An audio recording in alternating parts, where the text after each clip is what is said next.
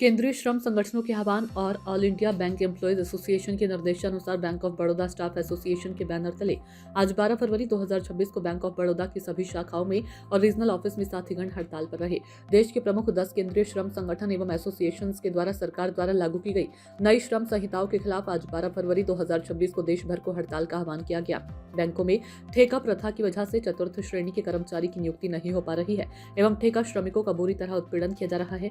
निजीकरण के माध्यम से बैंकों का शेयर पूंजी निजी क्षेत्र को बेचने का कार्य किया जा रहा है, जिससे कि निजी क्षेत्र के हाथ बैंकों का मैनेजमेंट हाथ में लिया जाएगा और वह अपने हित के लिए जनता के धन का शोषण करेंगे।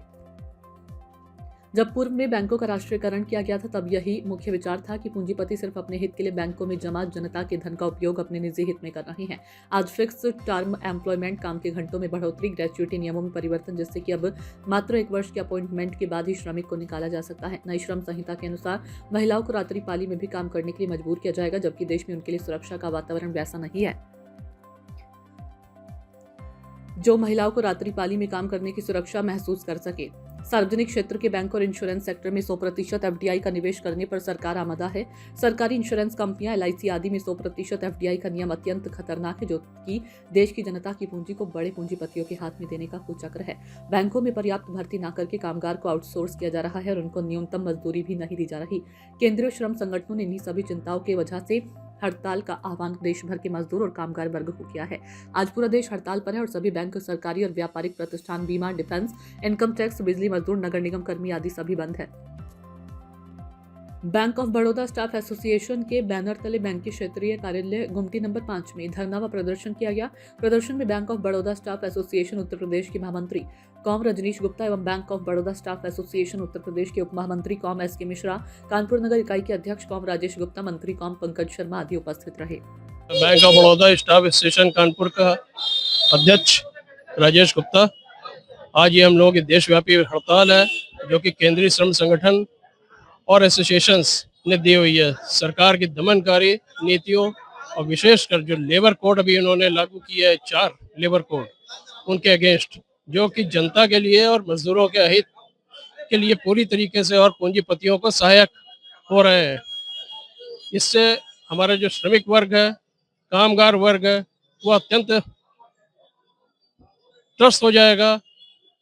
इसमें मुख्य रूप से आपके काम के घंटे उन्होंने बढ़ा दिए हैं। अभी तक हमारे देश में 8 घंटे काम के लिए नियम था, जिसको वो स्ट्रेच करके 12 घंटे तक लेकर जा रहे हैं।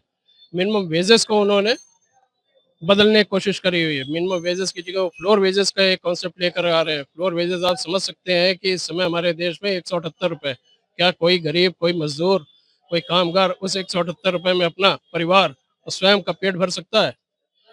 फिक्स टर्म एम्प्लॉयमेंट की स्कीम भी लेकर के आ रहे हैं। फिक्स टर्म एम्प्लॉयमेंट में आप 4 साल 5 साल के लिए उस व्यक्ति को रखेंगे और उसके बाद उसको निकाल सकते हैं कोई उसका, जबकि परमानेंट इनकम्बेंसी सारे देश में, सारी श्रमिक वर्ग में, सारे संस्थानों में परमानेंट इनकम्बेंसी, उसके बावजूद भी वो इस तरीके के अस्थायी टाइप की नौकरियों पर दबाव ला रहे हैं। हमारे इंश्योरेंस सेक्टर को अभी आपने हाल में पढ़ा होगा कि एलआईसी में वो 100% तक एफडीआई, एलआईसी जिसमें हमारे देश के सभी सामान्य वर्ग का पैसा जमा है, वो एफडीआई के माध्यम से वहाँ पर जो बाहर के लोग हैं, बाहर के देशों के पूंजीपति हैं, वो इस देश की संपदा पर अपना हक, अपना वो बनाएंगे। केंद्रीय संगठनों ने आज की ये हड़ताल दी हुई है, जिसका हम सभी लोगों ने समर्थन करते हुए हड़ताल रखी हुई है। और ये सरकार को हम लोग इस हड़ताल के माध्यम से ये सूचित करना चाहते हैं, अपना विरोध प्रकट करते हैं कि वो हमारी मांगों को, जो जन साधारण के हित के लिए है, और ये जो सरकार बनी हुई है, हमारा लोकतांत्रिक देश है, जन साधारण के लिए ही बना है, उसको वो हमारे, यदि हमारी ये मांगे नहीं मांगी जाएंगी तो श्रम संगठन आगे भी इससे ज्यादा गहरी लड़ाई लड़ेंगे और आगे प्रदर्शन, धरना और हड़तालें करने पर मजबूर होंगे। जो हड़ताल है वो भी सरकार की मांगे ना मानने की वजह से, सरकार की वजह से हम लोगों को हड़ताल पर जाना पड़ रहा है। सूचना इंडिया के सभी दर्शकों को बधाई।